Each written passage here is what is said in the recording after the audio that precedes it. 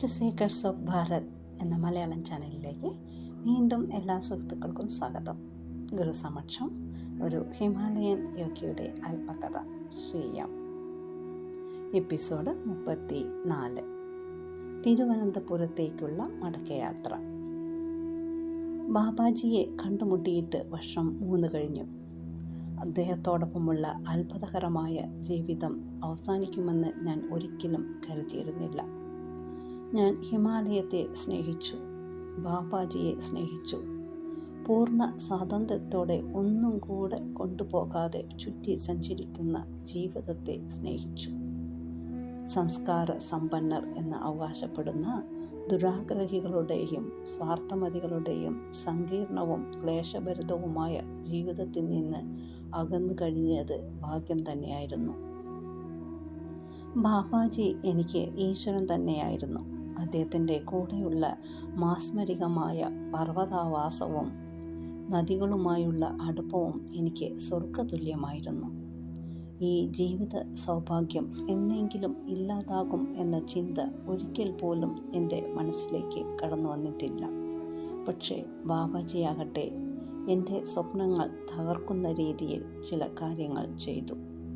പക്ഷേ അന്നത്തെ പ്രഭാതത്തിൽ അദ്ദേഹത്തിൽ നിന്നും തികച്ചും അപ്രതീക്ഷിതമായതും മനസ്സിനെ നൊമ്പരപ്പെടുത്തുന്നതുമായ അനുഭവമാണ് ഉണ്ടായത്. രാവിലെ ധ്യാനത്തിന് ശേഷം അദ്ദേഹത്തെ സാഷ്ടാംഗം പ്രണമിക്കുന്നതിന് സമീപത്ത് ചെന്നപ്പോൾ അദ്ദേഹത്തിൻ്റെ മുഖഭാവം ഗൗരവം കലർന്നതായിരുന്നു. അദ്ദേഹം പറഞ്ഞു, മധു, ഞാൻ ഒരു കാര്യം ശ്രദ്ധിക്കുന്നുണ്ട്. പല കാര്യങ്ങളിലും നീ മാനസികമായി എന്നെ ആശ്രയിക്കുന്നു. ആധ്യാത്മിക ബോധനത്തിൻ്റെ പ്രധാന ലക്ഷ്യം ഒരു വ്യക്തിയെ സ്വതന്ത്രമായി ജീവിക്കാൻ പഠിപ്പിക്കുക എന്നതാണ്. സ്വന്തം സ്വാതന്ത്ര്യമാണ് ഏറ്റവും പ്രധാനമായിട്ടുള്ളത്. പരിമിതമായ ആത്മബോധത്തിൻ്റെ കൂട് പൊളിച്ച് പുറത്തേക്ക് വരുന്ന യോഗിയുടെ ബോധം കൂട്ടിൽ നിന്ന് സ്വതന്ത്രമായി കഴിഞ്ഞിരിക്കുകയാണ്. പിന്നീട് ആ വ്യക്തിക്ക് ഒരു ഊന്നുവെടിയുടെ ആവശ്യമില്ല. അയാൾക്ക് ഒരു ഗുരുവിനെ പോലും വേണ്ടിവരില്ല. പെട്ടെന്ന് മനസ്സിനേറ്റ ആഘാതത്തെ തുടർന്നുണ്ടായ ക്രോധം എന്നെ അത്ഭുതപ്പെടുത്തി. മനസ്സിൽ അലയടിച്ച ക്രോധം ഉടനെ വാക്കുകളിലൂടെ ബഹിർഗമിച്ചു. ഞാൻ എന്തു ചെയ്യണമെന്നാണ് അങ്ങ് പറയുന്നത്? ഞാൻ അദ്ദേഹത്തിൻ്റെ നേത്രങ്ങളിലേക്ക് ഉറ്റുനോക്കിക്കൊണ്ടാണ് ചോദിച്ചത്. ഞാൻ തുടർന്നു, ഞാൻ എല്ലാം വേണ്ടെന്ന് വെച്ച് ഇറങ്ങി തിരിച്ചവനാണ്. എല്ലാ ബന്ധങ്ങളെയും ഉപേക്ഷിച്ച് അമ്മയെപ്പോലും മറന്നു. എൻ്റെ ഏക അവലംബം അങ്ങ് മാത്രമാണ്. ഇപ്പോൾ അങ്ങനെയല്ല എന്ന് തോന്നുന്നു. അങ്ങ് എന്നിൽ നിന്നും എന്താണ് പ്രതീക്ഷിക്കുന്നതെന്ന് ദയവായി പറയൂ, ഞാൻ അത് ചെയ്യാം. നീ ഇവിടെ നിന്നും പോകണം. ഒരു നിമിഷത്തെ മൗനത്തിന് ശേഷം അദ്ദേഹം പറഞ്ഞു, നീ ഇവിടെ നിന്നും പോകുകയും സ്വതന്ത്രമായി ജീവിക്കുകയും വേണം. ഇനിയുള്ള ജീവിതം അങ്ങനെയാകട്ടെ. അത് കേട്ട് ഞാൻ കരഞ്ഞില്ല, പരാതിപ്പെട്ടില്ല, ഒഴികഴിവ് പറയാൻ ഒരുങ്ങിയുമില്ല. ഞാൻ അദ്ദേഹത്തോട് ദൃഢസ്വരത്തിൽ പറഞ്ഞു, ശരി ബാബാജി, അങ്ങയുടെ ആഗ്രഹം ഈ നിമിഷം നിവർത്തിക്കാം എന്ന് പറഞ്ഞുകൊണ്ട് ക്രോധാവേഗത്തോടെ വസ്ത്രവും സഞ്ചിയും കമ്പിളിപ്പുതപ്പും വടിയും ജലപാത്രവും എടുത്ത് പുറത്തേക്ക് ഇറങ്ങി. അതിനു മുമ്പ് അദ്ദേഹത്തിൻ്റെ പാദങ്ങൾ വന്ദിച്ചു. അദ്ദേഹം നിശബ്ദമായി കരങ്ങൾ ശിരസിൽ വെച്ചുകൊണ്ട് എന്നെ നോക്കി നിന്നു. ഞാൻ കാഴ്ചയിൽ നിന്നും മറയുന്നതുവരെ അദ്ദേഹം അതേ നിൽപ്പിൽ നിന്നു. ഗംഗയുടെ തീരത്ത് പോയിരുന്ന് ഞാൻ ഉറക്കി കരഞ്ഞു. പൊട്ടിച്ചിതറാൻ പോകുന്നത് പോലെ എൻ്റെ ശരീരം ആകെ കുലുങ്ങി. കുടയെ ഒഴുകിയ കണ്ണുനീർധാര ക്രോധഭയങ്ങളെ കഴുകിക്കളഞ്ഞു. മഹാനായ മഹേശ്വർനാഥിൻ്റെയും ശ്രീ ഗുരു ബാബാജിയുടെയും ശിഷ്യനായ യോഗിക്ക് യോജിച്ച ആത്മസംയമനം ഞാൻ സ്വായത്തമാക്കി. ഞാൻ ഉത്തരകാശിയെ ലക്ഷ്യമാക്കി യാത്രയായി. ഞാൻ ടെഹറിയിലേക്ക് പോകുന്ന റൂട്ടിലൂടെ 1 മണിക്കൂറിലധികം നടന്നു കഴിഞ്ഞപ്പോൾ മഴ പെയ്യാൻ തുടങ്ങി. നനഞ്ഞുകൊണ്ട് നടന്ന ഞാൻ മഴയിൽ കുതിർന്നു. കുറച്ചു കഴിഞ്ഞ് മഴ തോർന്നു. സൂര്യൻ ആകാശത്ത് പ്രകടമായി. ഞാൻ സ്വയം പറഞ്ഞു, ഇതാണ് അലഞ്ഞു നടക്കുന്ന യോഗിയുടെ യഥാർത്ഥ ജീവിതം. മഴ ശരീരത്തെ കുതിർത്തു. സൂര്യൻ ശരീരത്തിന് ചൂട് പകർന്നു. യോഗി ആഹാരം യാചിച്ചു വാങ്ങി കഴിക്കും. ഇടം കിട്ടുന്നിടത്ത് കിടന്നുറങ്ങും. അന്നേരം എൻ്റെ ഹൃദയത്തിൽ അത്യപൂർവമായ ഒരു ആനന്ദം അലതല്ലി. ആനന്ദത്തിൽ സ്വാതന്ത്ര്യത്തിൻ്റെ മാധുര്യം കലർന്നിരുന്നു. ചന്ദ്രഭാഗയുടെ തീരത്തിൽ മയിലുകൾ ആനന്ദ നൃത്തം ചെയ്യുന്നത് ഞാൻ കണ്ടു. മയിലുകളുടെ ആനന്ദാതിരേകം എൻ്റെ ഉള്ളിലേക്ക് കടന്നു. ഞാനും ആ മയിലുകളിൽ ഒന്നായി മാറി. സ്വാതന്ത്ര്യത്തിൻ്റെ അമൃതം നുകർന്നുകൊണ്ട് നൃത്തമാടി. മയിലുകളും ഞാനും രണ്ടെന്നുള്ള അവസ്ഥ കൈവിട്ട് ഒന്നായി മാറി. അന്നേരം കാലൊച്ച കേട്ടു. ഞാൻ മനസ്സിൻ്റെ പൂർവ്വനില കൈവരിച്ചു. ആരോ എൻ്റെ പിന്നിലൂടെ നടക്കുന്ന ശബ്ദം തിരിഞ്ഞു നോക്കാനുള്ള പ്രലോഭനത്തെ തടഞ്ഞുകൊണ്ട് മുന്നോട്ട് നോക്കി ശിരസ്സുയർത്തിക്കൊണ്ട് ഞാൻ നടന്നു. ആ സമയത്ത് എൻ്റെ തോളിലേറ്റ മൃദുല കരസ്പർശം അത്യന്തം സുപരിചിതമായിരുന്നു. ഞാൻ എന്നോട് പറഞ്ഞു, ഇത് അതാകാൻ ഇടയില്ല. അപ്പോൾ സ്നേഹമസൃണമായ സ്വരം മുഴങ്ങിക്കേട്ടു, മധു. ഞാൻ തിരിഞ്ഞു നോക്കിയപ്പോൾ ബാബാജി മുമ്പിൽ നിൽക്കുന്നു. അദ്ദേഹം സ്നേഹപൂർവ്വം എന്നെ നോക്കിക്കൊണ്ട് നിൽക്കുന്നു. ഞാൻ കണ്ണീര് തടഞ്ഞ് ഗൗരവം പൂണ്ടു. ബാബാജി ചോദിച്ചു, അപ്പോൾ നീ പോവുകയാണല്ലേ? അതെ ബാബാജി, ഞാൻ പോവുകയാണ്. എന്നോട് പോയിക്കൊള്ളാൻ അങ്ങല്ലേ പറഞ്ഞത്? ഞാൻ പോകാൻ പറഞ്ഞു, നീ പോയി അല്ലേ? ഞാൻ മടങ്ങി വരാൻ പറഞ്ഞാൽ നീ മടങ്ങി വരുമോ? ഇല്ല എന്ന് പറയാൻ മനസ്സിൻ്റെ ഒരു ഭാഗം നിർദ്ദേശിച്ചു. പെട്ടെന്ന് മനസ്സിൻ്റെ മറ്റേ ഭാഗത്തു നിന്നും പ്രബലമായ മറ്റൊരു നിർദ്ദേശമാണുണ്ടായത്. ഞാൻ പറഞ്ഞു, ഞാൻ തീർച്ചയായും മടങ്ങി വരും. എങ്കിൽ വരൂ, ബാബാജി പറഞ്ഞു, നമുക്ക് മടങ്ങിപ്പോകാം. ഞാൻ നിന്നെ പരീക്ഷിക്കുകയായിരുന്നു. വരൂ, പോകാം. ഞാൻ ശാന്തനായി അദ്ദേഹത്തിൻ്റെ പിന്നാലെ ഋഷികേശിലേക്ക് പോയി. ഞങ്ങൾ മെല്ലെ നടക്കുകയായിരുന്നു. എൻ്റെ ഹൃദയത്തിലൂടെ സ്നേഹവും നന്ദിയും കവിഞ്ഞൊഴുകുകയായിരുന്നു. 6 മാസം കഴിഞ്ഞു. കാര്യങ്ങളൊക്കെ ഭംഗിയായി നടക്കുന്നുവെന്ന ചിന്ത മനസ്സിൽ കൊണ്ടു നടന്നു. ഞാൻ എന്നും ഹിമാലയ അന്തരീക്ഷത്തിൽ കഴിയും എന്ന് ചിന്തിച്ചുറച്ച് കഴിയുന്നതിനിടയിലാണ് ഒരു ദിവസം എൻ്റെ ആത്മസംതൃപ്തിക്ക് ഉലച്ചിൽ സംഭവിച്ചത്. അതിന് ഹേതു ബാബാജിയായിരുന്നു. ഒരു ദിവസം ധോനിക്ക് സമീപം ഇരിക്കുകയായിരുന്ന അദ്ദേഹത്തിൻ്റെ പ്രസ്താവന എന്നെ നടുക്കി. അദ്ദേഹം പറഞ്ഞു, മധു, നീ പഠിക്കേണ്ടതെല്ലാം പഠിച്ചു കഴിഞ്ഞു. നിന്റെ ഹൃദയപത്മം വിരിഞ്ഞു കഴിഞ്ഞു. നാട്ടിലേക്ക് പോകാനുള്ള സമയമായി. ഇനി ബാഹ്യലോകത്തിലേക്ക് പോകണം. എന്നോട് വിട പറഞ്ഞിട്ട് കുടുംബത്തിൽ ചെന്ന് ചേരണം.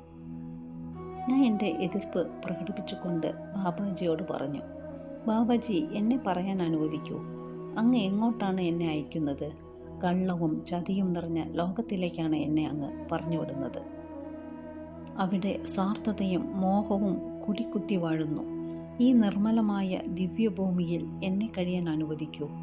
ഇവിടെ ഞാൻ ഒരു അല്ലലും അറിയാതെ സുഖമായി കഴിയുന്നു. ഞാൻ അങ്ങയെ എപ്പോഴും ശല്യപ്പെടുത്തുകയില്ലെന്ന് വാക്കുതരുന്നു. ഞാൻ ഇവിടെ നിന്നും മറ്റൊരിടത്തേക്ക് മാറി താമസിക്കാം. അങ്ങ് വിളിക്കുമ്പോൾ മാത്രം ഞാൻ ഇങ്ങോട്ട് വരാം. ഇത്രയും പറഞ്ഞു കഴിഞ്ഞപ്പോൾ മനോനിയന്ത്രണം കൈവിട്ട ഞാൻ നിർലജ്ജം വിങ്ങിപ്പൊട്ടി കരഞ്ഞുപോയി.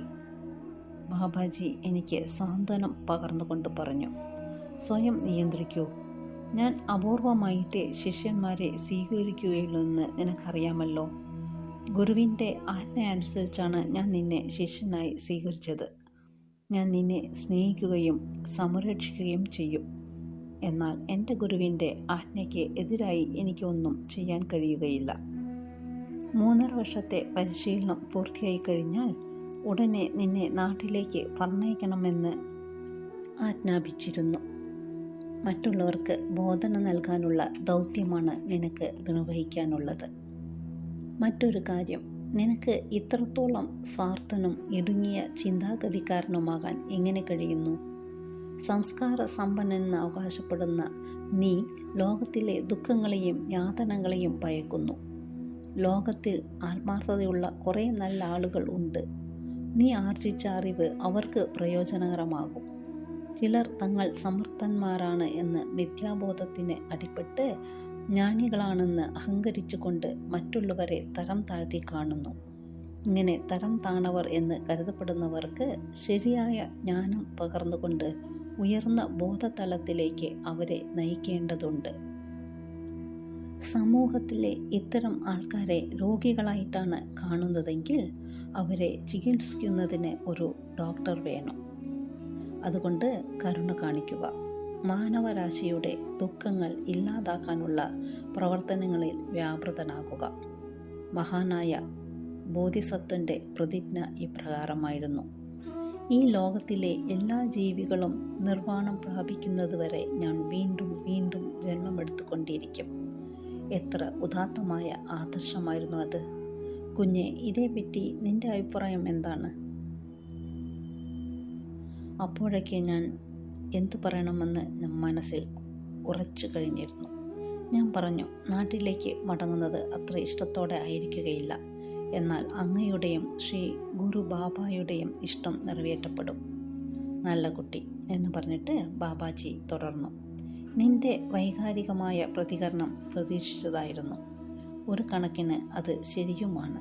നിനക്ക് ഇപ്പോൾ എല്ലാം നിർവഹിക്കാനുള്ള കഴിവുണ്ട്. ബാബാജി, എനിക്കൊന്ന് ചോദിക്കാനുണ്ട്. അങ്ങ് പറയുന്നതിൻ്റെ അർത്ഥം എനിക്ക് അങ്ങയെ ഒരിക്കലും കാണാൻ കഴിയുകയില്ല എന്നാണോ? അതോ? ഒരിക്കലും അങ്ങനെ വിചാരിക്കരുത്. തീർച്ചയായും കാണും. കാണേണ്ട ഇടത്ത് അത്യാവശ്യമാണെന്ന് തോന്നുമ്പോൾ തീർച്ചയായും കാണും. തമ്മിൽ കാണുന്നത് ചിലപ്പോൾ സ്വപ്നത്തിലായിരിക്കും, ചിലപ്പോൾ ധ്യാനത്തിലായിരിക്കും. എവിടെ വെച്ച് എപ്പോൾ കാണണമെന്ന് സൂചനയും നൽകും. വിവിധ മതങ്ങളുടെ സന്ദേശങ്ങൾ കഴിയുന്നിടത്തോളം ഉൾക്കൊള്ളാൻ ശ്രമിക്കണം. നിലവിലുള്ള ആശ്രമങ്ങളിൽ കഴിയുകയും വേണം. പ്രസിദ്ധിയാർജിച്ചവരും അല്ലാത്തവരുമായ ഗുരുക്കന്മാരുമായി സമ്പർക്കം പുലർത്തണം. എവിടെ വേണമെന്നും ആരെ വേണമെന്നും നിനക്ക് തീരുമാനിക്കാവുന്നതാണ്. എന്നിരുന്നാലും ഒരു സ്ഥലത്തിൻ്റെയും ഒരു വ്യക്തിയുടെയും പേര് പറയാം. കുറച്ച് സമയമെങ്കിലും ചെലവഴിക്കേണ്ടത് രാമകൃഷ്ണ മിഷനും കാലത്തിൻ്റെ അവസാനത്തോടടുക്കുമ്പോൾ കാണേണ്ട വ്യക്തി ജെ കൃഷ്ണമൂർത്തിയും ആയിരിക്കണം. നാട്ടിലേക്ക് മടങ്ങിച്ചെന്ന് കഴിഞ്ഞാൽ സാധാരണ വേഷമാണ് ധരിക്കേണ്ടത്. ജീവിക്കുന്നത് സാധാരണക്കാരെ പോലെ ആയിരിക്കണം. പ്രത്യേകിച്ച് കഴിവുകൾ ഉള്ളതായോ സവിശേഷമായ അറിവുകൾ ഉണ്ടെന്നോ ഭാവിക്കാതിരിക്കുക. എല്ലാം രഹസ്യമായി വയ്ക്കുക. നിനക്ക് സവിശേഷമായ കഴിവുകൾ ഉണ്ടെന്ന് ആരെങ്കിലും മനസ്സിലാക്കുകയാണെങ്കിൽ അവരോട് അക്കാര്യം രഹസ്യമായി വയ്ക്കാനും പരസ്യപ്പെടുത്താതിരിക്കാനും പറയണം. കുറേ വർഷത്തേക്ക് മറ്റുള്ളവരെ പഠിപ്പിക്കുകയോ ഉപദേശിക്കുകയോ വേണ്ട. അതിനുള്ള അനുമതി കിട്ടിയിട്ട് തുടങ്ങിയാൽ മതി. അത് എപ്പോഴായിരിക്കുമെന്ന് സ്വയം മനസ്സിലായിക്കൊള്ളൂ. അതിനുശേഷം പഠിപ്പിക്കുന്നതിനുള്ള ഘട്ടം വരും. അപ്പോഴും ശാന്തമായി പ്രവർത്തനം തുടരുക. ഉപദേശം തേടി ഗൗരവത്തോടെ സമീപിക്കുന്നവർക്ക് മാത്രം ഉപദേശം നൽകിയാൽ മതി. അതിനുവേണ്ടിയുള്ള പ്രചരണം നടത്തുകയോ ആളുകളെ കൂട്ടാൻ ശ്രമം നടത്തുകയോ ചെയ്യരുത്. ആയിരക്കണക്കിന് വിത്തുകൾ തരിശുഭൂമിയിൽ പാഴാക്കിക്കളയുന്നതിനേക്കാൾ നല്ലത് ഏതാനും നല്ല വിത്തുകൾ നല്ല മണ്ണിൽ വിതയ്ക്കുന്നതാണ്. ബാബാജി, എനിക്ക് ഗുരുതരമായ ഒരു പ്രശ്നം നേരിടേണ്ടി വരും. എനിക്ക് വേണ്ടി എൻ്റെ അച്ഛനമ്മമാർ ഒരു പെൺകുട്ടിയെ കണ്ടുപിടിച്ചേക്കും. അപ്പോൾ ഞാൻ എന്താണ് ചെയ്യേണ്ടത്? അതേപ്പറ്റി ഓർത്ത് വ്യാകുലപ്പെടാതിരിക്കൂ. ഞാനും അതേപ്പറ്റി പറയാൻ പോകുകയായിരുന്നു. നീ കല്യാണം കഴിച്ച് കുട്ടികളും കുടുംബവുമായി കഴിയണമെന്നാണ് ശ്രീ ഗുരുവും ആഗ്രഹിക്കുന്നത്. കുടുംബനാഥൻ എന്ന നിലയ്ക്ക് നീ മറ്റുള്ളവർക്ക് ഒരു മാതൃകയായി തീരുക. ബോധത്തിൻ്റെ ഉയർന്ന മണ്ഡലങ്ങളിൽ വ്യാപരിക്കുന്നതിന് ഒരു സന്യാസിക്ക് കഴിയൂ എന്ന് ആളുകൾ തെറ്റിദ്ധരിച്ചിരിക്കുന്നു. ഇതിന് യാതൊരു അടിസ്ഥാനവുമില്ല. വർഷങ്ങൾക്ക് മുമ്പ് ശ്യാം ചരൺ ലാഹിരി വിവാഹിതനായി. നീയും അദ്ദേഹത്തിൻ്റെ മാർഗം പിന്തുടരണം. നീ വിവാഹം കഴിക്കുന്ന പെൺകുട്ടിക്ക് നിന്റെ മനസ്സിനെ പാകപ്പെടുത്തുന്നതിൽ ഒരു വലിയ പങ്ക് വഹിക്കാൻ കഴിയും. നീ ജെ കൃഷ്ണമൂർത്തിയുമായി ബന്ധപ്പെട്ടതിന് ശേഷമായിരിക്കും ഒരു പെൺകുട്ടി നിന്റെ ജീവിതത്തിലേക്ക് കടന്നു വരുന്നത്. ഞാൻ പല വിഷയങ്ങളും ബാബാജിയുമായി വിശദമായി ചർച്ച ചെയ്തു.